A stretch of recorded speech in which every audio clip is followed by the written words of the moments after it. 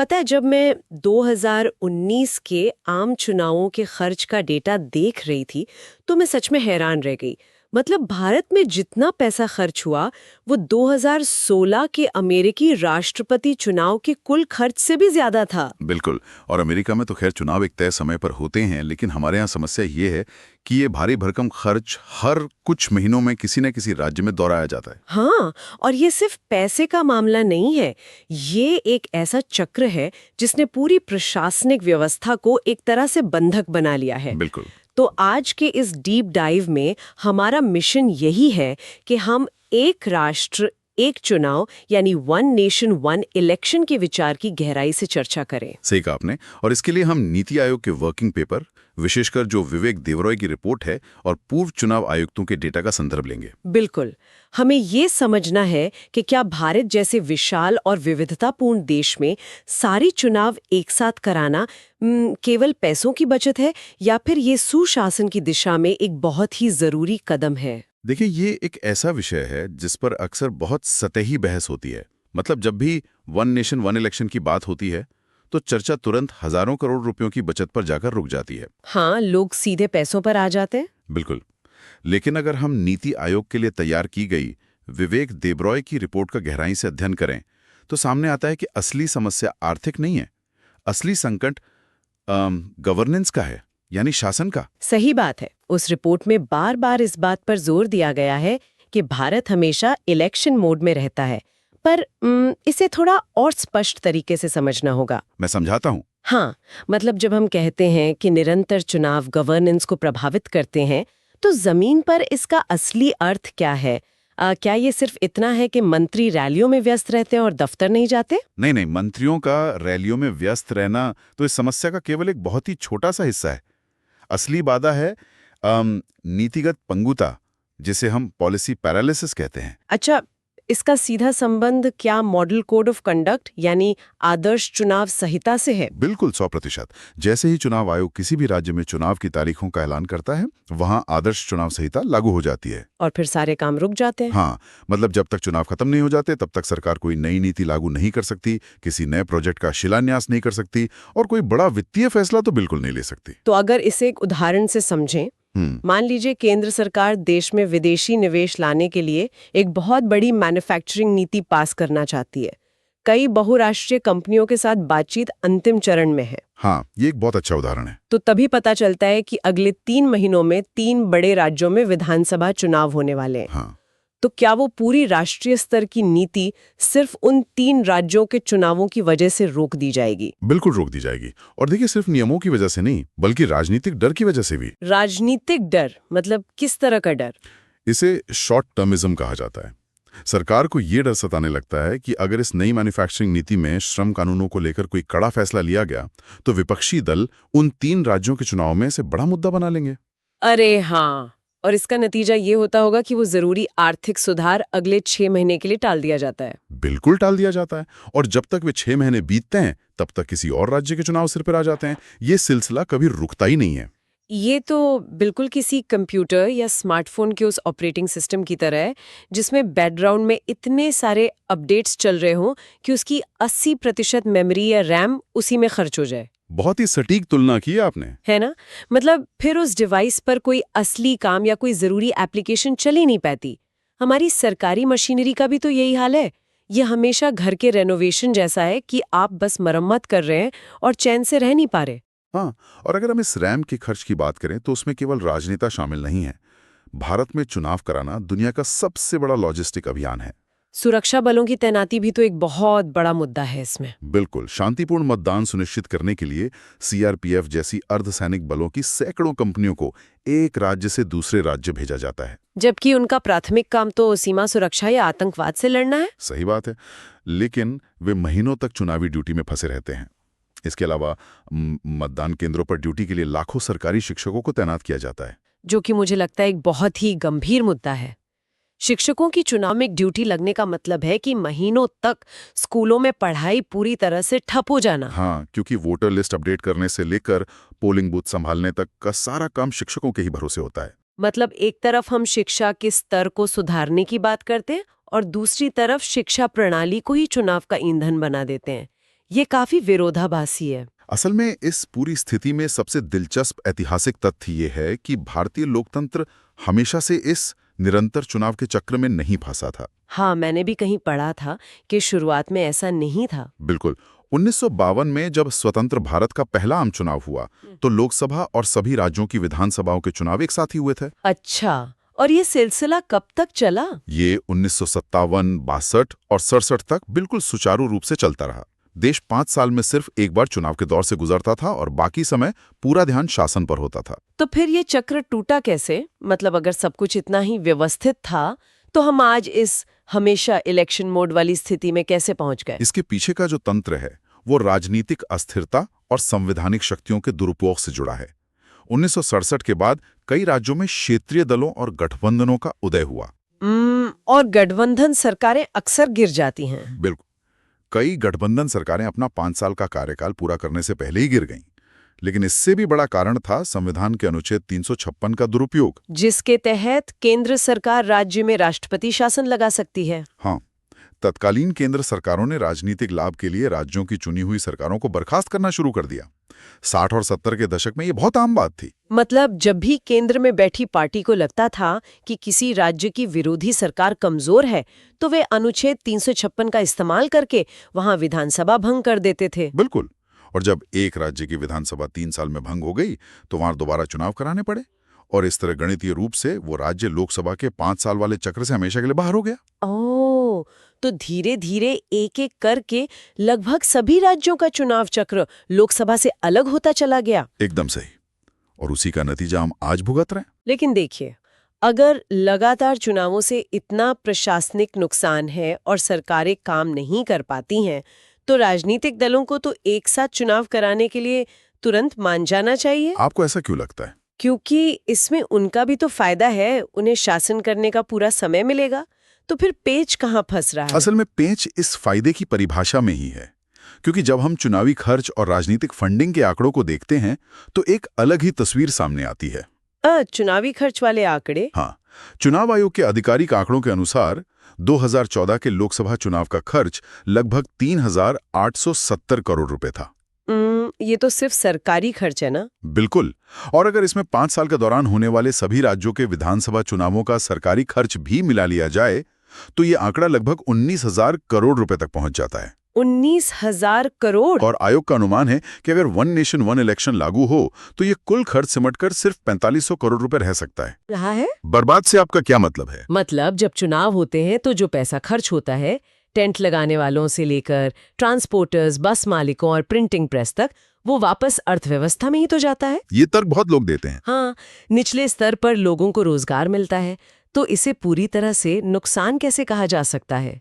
क्या ये एक तरह का इकोनॉमिक स्टिमुलस यानी आर्थिक प्रोत्साहन नहीं है? देखिए, ये एक बहुत ही तार्किक सवाल है। ये सच है कि चुनाव निचले स्तर पर एक अस्थायी आर्थिक उछाल लाते हैं, लेकिन यहाँ हमें पूर्व मुख्य चुनाव आयुक्त SY कुरैशी के उस विश्लेषण को देखना होगा। उन्होंने क्या कहा था इस बारे में? उन्होंने इस इकोनॉमिक स्टिमुलस के असली स्रोत को उजागर किया है।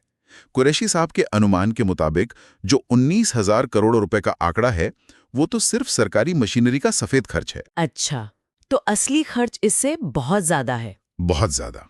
अगर हम राजनीतिक दलों और उम्मीदवारों द्वारा चुनाव प्रचार में किए जाने वाले वास्तविक खर्च को जोड़ लें तो 2019 के आम चुनाव का कुल खर्च 50,000 से 60,000 करोड़ रुपए के बीच बैठता है। 60,000 करोड़ रुपए?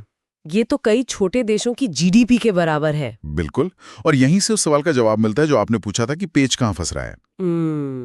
मैं समझ रही हूँ।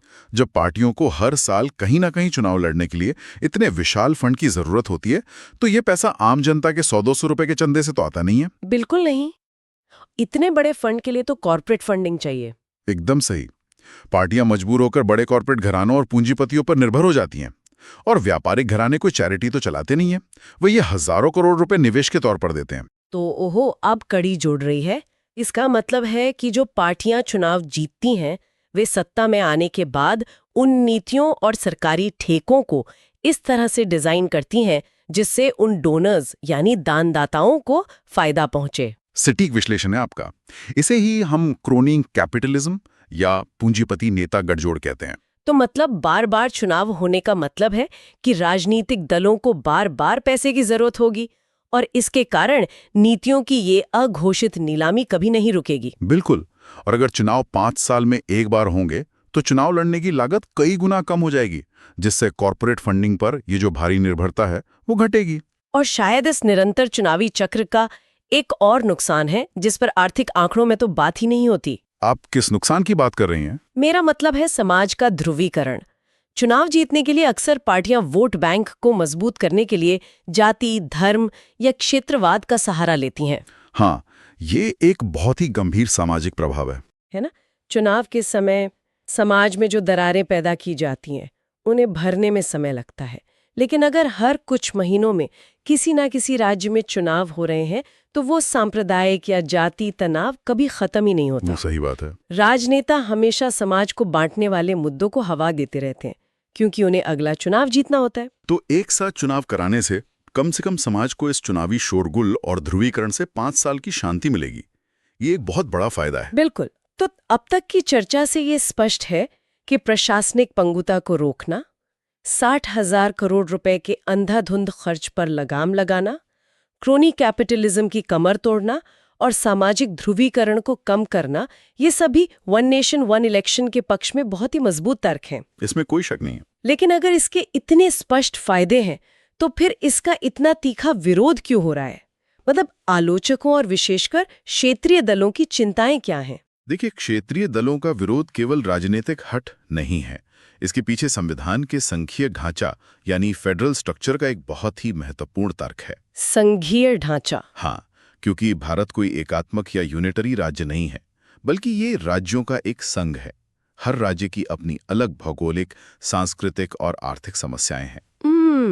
तो क्षेत्रीय दलों को क्या डर है? उन्हें सबसे बड़ा डर यह है कि एक राष्ट्र एक चुनाव का विचार धीरे धीरे एक राष्ट्र एक नेता में बदल जाएगा। One nation one leader. अच्छा, मतलब यानी उन्हें डर है कि जब लोकसभा और विधानसभा के चुनाव एक ही दिन होंगे तो राष्ट्रीय विमर्श या जो नेशनल नैरेटिव है वो हावी हो जाएगा। बिल्कुल।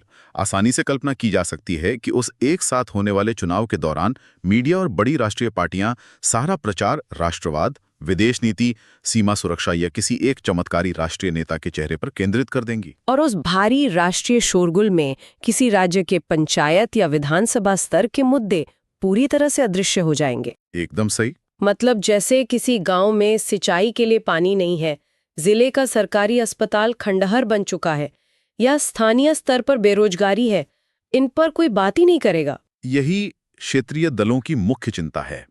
उनका तर्क है कि अगर पूरे देश में एक मजबूत राष्ट्रीय लहर चलती है तो उस लहर में मतदाता बह जाएगा।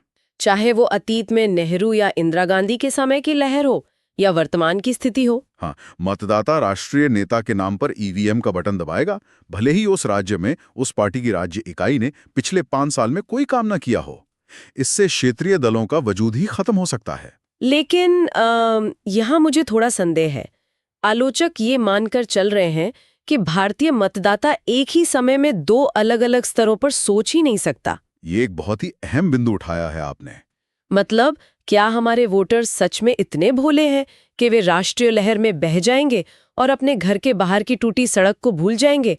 क्या जो हमारा वास्तविक चुनावी डेटा है वो इस बात की पुष्टि करता है? ये इस पूरी बहस का सबसे दिलचस्प और शायद सबसे कम समझा गया पहलू है। अगर हम हालिया चुनावी रुझानों और वास्तविक मतदान डेटा का विश्लेषण करें तो ये जो धारणा है कि मतदाता लहर में बह जाएगा, ये काफी हद तक गलत साबित होती है। ऐसा क्यों?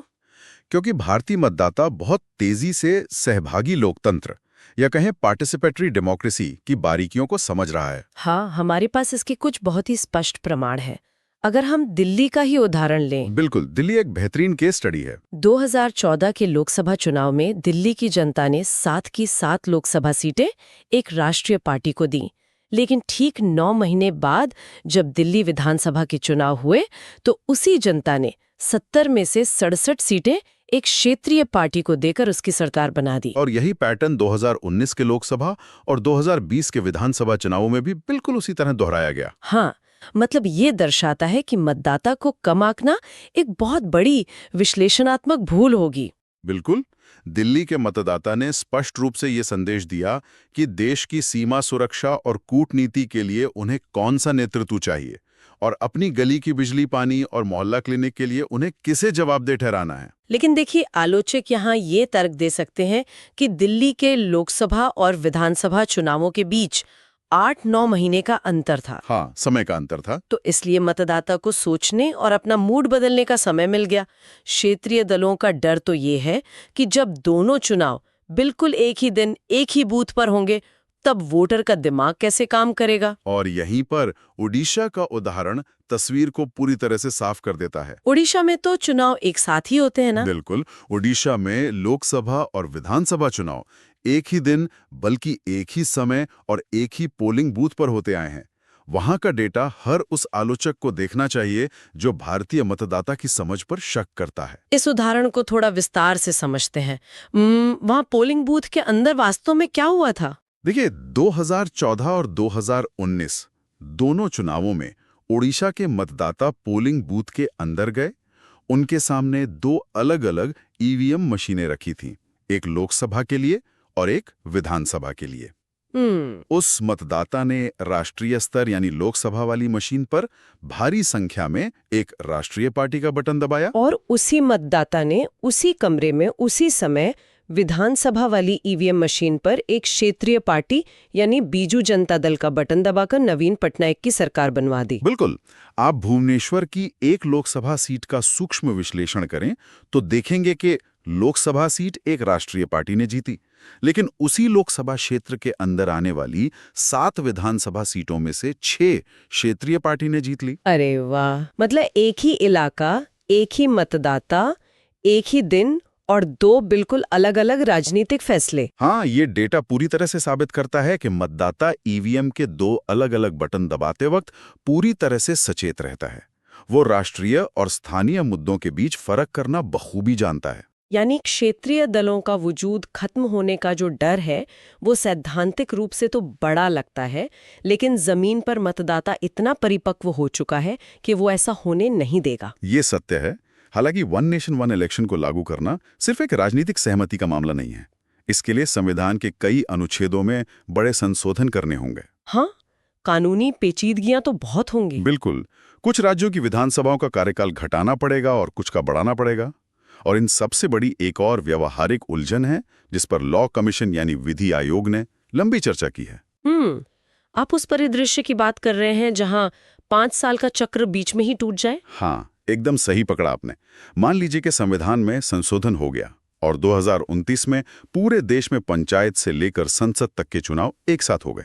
ठीक है। लेकिन 2 साल बाद 2031 में केंद्र में या महाराष्ट्र जैसे किसी बड़े राज्य में गठबंधन की सरकार अपना बहुमत खो दे और गिर जाए, तब क्या होगा? यह एक बहुत ही वास्तविक संभावना है, क्योंकि गठबंधन अक्सर टूट जाते हैं। तो क्या हम उस राज्य में अगले 3 साल तक राष्ट्रपति शासन लगाकर रखेंगे? या फिर एक राज्य की सरकार गिरने की वजह से पूरे देश में यानी बाकी सभी राज्यों और केंद्र में दोबारा चुनाव करवाएंगे? दोनों ही स्थितियां सुशासन के मूल उद्देश्य के खिलाफ जाती हैं। बिल्कुल। तो इसका समाधान क्या है? इसका एक समाधान विधि आयोग ने जर्मनी के रचनात्मक अविश्वास प्रस्ताव या constructive vote of no confidence के रूप में सुझाया है। अच्छा, ये क्या होता है? इसके तहत संसद या विधानसभा में विपक्ष तब तक मौजूदा सरकार को नहीं गिरा सकता जब तक कि वो उसी समय एक नई वैकल्पिक सरकार बनाने के लिए अपना बहुमत साबित न कर दे। मतलब सरकार गिरेगी तभी जब नई सरकार तैयार हो। बिल्कुल। इससे मध्यावधि चुनाव की नौबत ही नहीं आएगी। ये एक बहुत ही शानदार व्यवस्था लगती है, लेकिन क्या भारत की जटिल गठबंधन राजनीति में से लागू किया जा सकता है? ये अपने आप में एक अलग डीप डाइव का विषय है। बिल्कुल, ये एक लंबी बहस का मुद्दा है। तो अगर हम आज की इस पूरी चर्चा का निष्कर्ष निकालें तो ये साफ है कि एक राष्ट्र एक चुनाव का विचार केवल चुनाव आयोग के कुछ हजार करोड़ रुपए बचाने की एक अकाउंटिंग कवायद भर नहीं है। बिल्कुल नहीं। ये भारतीय लोकतंत्र के सामने मौजूद कई बीमारियों जैसे पॉलिसी पैरालिसिस, क्रोनी कैपिटलिज्म, भ्रष्टाचार और निरंतर सामाजिक ध्रुवीकरण का एक संभावित ढांचागत इलाज है। हाँ, ये सरकारों को काम करने के लिए चुनाव मुक्त समय देने का एक प्रयास है। सही कहा। लेकिन इस बदलाव को लागू करने के लिए जिस संवैधानिक इंजीनियरिंग और राजनीतिक परिपक्वता की आवश्यकता होगी, वो भारतीय इतिहास के सबसे बड़े प्रयोगों में से एक होगा। तो खैर, चर्चा को आज यहीं विराम देते हैं। बिल्कुल। लेकिन देखिए, जाने से पहले एक ऐसे पहलू पर गौर करना जरूरी है जिस पर नीतिगत बहसों में अक्सर सन्नाटा रहता है। अक्सर लोग सोचते हैं कि नियम बदल दिए तो सब हो जाएगा। हाँ, लेकिन जमीनी हकीकत कुछ और होती है। बिल्कुल। कल्पना कीजिए कि अगर पूरे देश में पंचायत, विधानसभा और लोकसभा के चुनाव वास्तव में एक ही दिन होने लगे, तो भारत के चुनाव आयोग को रातों रात 30 लाख से भी ज्यादा अतिरिक्त ईवीएम और वीवीपैट मशीनों का निर्माण करवाना होगा, जो कि एक बहुत बड़ा टास्क है। बिल्कुल। एक साथ हजारों करोड़ रुपए का ये तत्काल पूंजीगत खर्च, और फिर अगले 5 साल तक इन लाखों मशीनों को सुरक्षित रखने के लिए अभेद्य वेयरहाउस का निर्माण। हाँ, ये बहुत बड़ी चुनौती होगी। तो सवाल यह है कि क्या दुनिया के सबसे बड़े लोकतंत्र का तकनीकी और लॉजिस्टिक ढांचा इस महाचुनाव का भौतिक भार सहने के लिए सच में तैयार है? ये एक ऐसा सवाल है जो आने वाले समय में इस बहस का अगला और शायद सबसे चुनौतीपूर्ण अध्याय तय करेगा। इस पर जरूर विचार कीजिएगा। आज के इस डीप डाइव में गहराई तक जाने के लिए आप सभी का बहुत बहुत धन्यवाद।